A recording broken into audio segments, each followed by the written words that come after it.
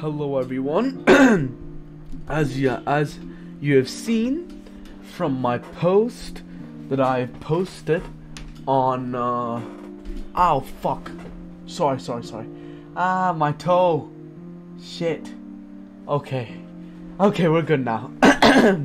So as you can see from my post, I gave a little hint of what video I'm going to be posting today. That video basically is going to be talking about the fight of Jake Paul v Tommy Fury 2, since that fight is a likely chance to happen this year. I've already talked about it in my KSI and KSI v Jake Paul video, that Jake isn't going to fight KSI and Jake is probably going to fight Tommy Fury because they have done a rematch clause. So for most of the people, if you don't know what a rematch clause is, let me just explain it to you in a very simple way. So I hope I don't offend anyone, by the way, but I'm just explaining it to the people that don't know what a rematch clause means. So a rematch clause is basically where you do your first fight, your first boxing fight, and a rematch clause is basically like if one of them loses or something like that, depending on how the fight goes, they do another rematch. So they do it in case there are draws in a boxing fight, or one wins and the other wins, and basically it's a rematch to see who wins all the boxing fights. So let's say Tommy wins twice. That means he wins completely over Jake Paul. But if Tommy wins once, Jake wins once, that means they'll have another rematch to declare who's the winner. So it's gonna be keep on rematches until one of them becomes dominant. That is a rematch clause.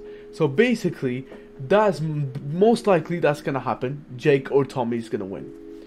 Now, how I see it playing out is that again, Tommy Fury is gonna do his same strat of punching forward, moving back, punching forward, moving back, punching forward, moving back to dodge Jake Paul's hooks and everything, because Jake Paul has a lot of power and he's very good at setting up his shots. So Tommy is probably going to be doing the same strategy. Now it could be a different strat, because Jake knows Tommy's strategy of him moving backwards and forwards. So what Jake needs to do instead is that Jake needs to actually learn how to not hit only big shots, but to keep on utilizing that jab, push forward, and try and get some shots in. And what Tommy needs to do is Tommy needs to be good defensively, and anytime Jake pushes him, he needs to push him back. I see it playing out like this. If Jake doesn't push Tommy Fury and keep constant pressure, Tommy's gonna lose. I mean, no, Jake's gonna lose. But if Tommy plays it safe and he keeps on moving in and out, he will win. But if Jake changes his strategy, saying that okay, I need to push Tommy, keep on pushing Tommy, and Tommy doesn't come back with shots and stuff, and he just keeps on defending himself and everything, right? Tommy's gonna lose, because Jake is gonna pressure him so much, gets loads of shots in, and then he's gonna lose the fight.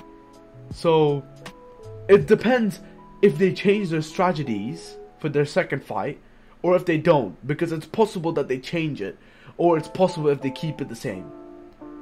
So those are the two things: if they change it, or if they keep it the same strategy.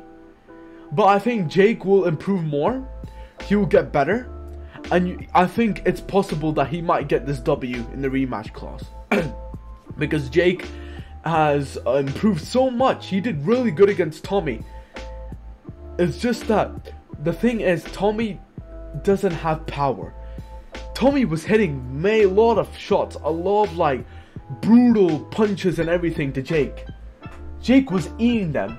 But the thing is though, is that Tommy Fury doesn't have power. He doesn't have that natural power. He doesn't have that power like Tyson does. Tyson has power. That's how he gets the knockouts. The only way Tommy could get knocked out is if he hit Jake at the ear, which basically, if you don't know, if you get hit on the ear, your brain jiggles, like you feel instability, your brain jiggles, and then you get knocked out. Or if Tommy cleanly punched him with a hook, like a very good hook, like an uppercut, or like a punch right there, very hard punch, he would have won. And the thing I liked about Tommy as well, no, the thing actually I didn't like about Tommy is that he only went for the head. He didn't go for the body. He was just stepping out, going for the head again, stepping out, going for the head again, stepping out, going for the head again. Jake was the one that was initializing to the body so that Tommy could drop his hands down and Jake could come up with a big hook on the top. That's what I'm saying. Loads of boxers, they don't go for the body. The best thing is that if you go for the body, your hands will drop down because of the amount of pain you feel on your body. So if I punch you with a hard shot on the body, obviously you'll feel a lot of pain in your abdomen area. And you would want to protect that because you already feel pain. And then because of that, because of our human reaction, you would be open and you get punched with a with a hook or something, man. You get punched with a very bad hook. And most likely you could get knocked out. So it's like Tommy didn't do that in his last fight. Now if Tommy can incorporate, if he can incorporate more different punches, different combinations, I think he will win. And if Jake didn't keep on going for the body, didn't stay his distance, and maybe close the distance a little bit, I think Jake would win.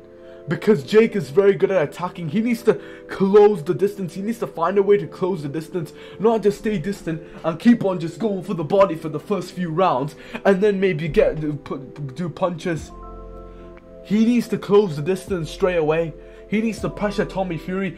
Because Tommy Fury already had pressure. If Jake pressured him more. If Jake pressured Tommy more, he would have lost that fight. If Jake would have kept on attacking Tommy again and again and again, he would have already lost that fight because Tommy already felt so much pressure. He felt so much like pressure on his shoulders. That's crazy. So it's like Jake needs to do that in his next fight. He needs to close the distance and attack, and Tommy needs to basically do a range of techniques. Don't always go for the head. And you go for the body, because in boxing, you can punch over the waist. You can literally punch over the waist and above. You don't only have the face, obviously it's the most delicate area, but you don't only have the face, you have this whole structure here as well, to punch. It's like a canvas, like literally, it's like a flipping canvas. You can make this act like a bloody canvas. And do like different techniques, different punching techniques, and play around with the techniques. That's the point of boxing. That's how you develop your skill. You have to act like your body, like it's like a boxing canvas. Like it's like different techniques. You have to act like it's like the punching bag is like you can do different things and experiment. You know, that's how I got my technique and everything up. So Tommy Fury, you're a professional boxer. Why were you only going for the head? Go for the body. If you had common sense, even I know this, and I'm not a professional. If you had common sense, not common sense, but if you had loads of boxing knowledge, you would know that if somebody hits you very hard to the body, you will feel pain in your body. You'll drop your hands down, and your face will be open. Unless you could take a very good abdomen shot, a very good liver shot. But Tommy Fury needs to do a different range of, huge range of techniques. Like a huge range of combinations. And Jake needs to close the distance. If Tommy stays back and uses a range of techniques, and Jake just doesn't close the distance, Tommy will win their next fight.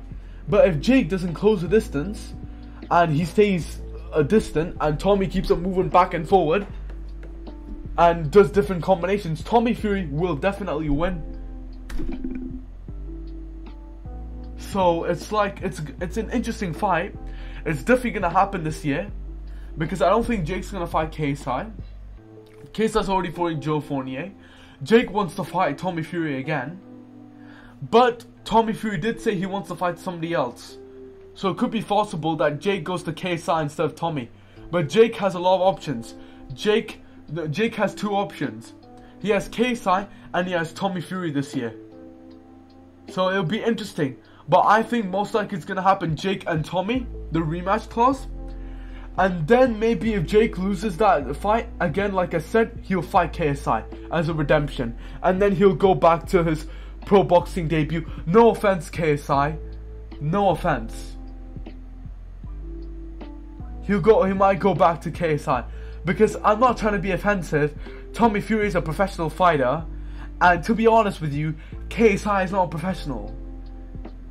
Okay, he is very good, but he's not a professional. He's a YouTube boxer. Jake has proven that he's a professional. Jake has proven that he's actually a pro. He beat Anderson Silva. He beat these MMA guys, which is very impressive.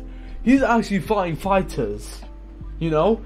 KSI has just been fighting YouTube creators until it comes to Jake or Joe Fournier. Joe Fournier is a pro boxer, so yeah, I guess we'll have to see. But I think this is what's gonna happen, and I think if Jake does the closes the distance, he'll win. If Tommy does a range of combinations and stays the distance and goes in and out, he'll win.